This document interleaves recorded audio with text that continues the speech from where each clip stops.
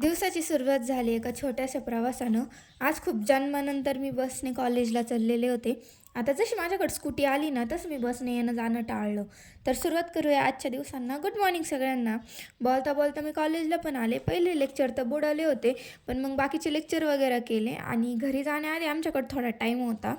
तर मग मी आणि ऋतुजा गप्पा मारत बसलेलो होतो. आता मी तुम्हाला एक स्टोरी सांगते. ऋतुजा आणि मी लहानपणापासून म्हणजे 5वी क्लासपासून एकमेकांना ओळखतो आणि तेव्हा तिची आणि माझी जिवलग मैत्रीण वेगवेगळ्या होत्या.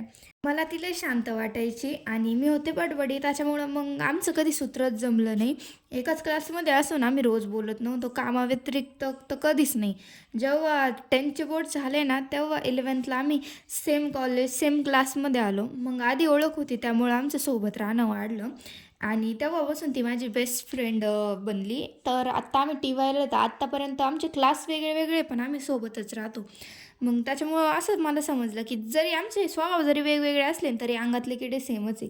आता बोलता बोलता मी घरी पण आले आणि तुमच्या पण लाईफमध्ये आहे का असं कोणी बेस्ट फ्रेंड? मला प्लीज सांगा.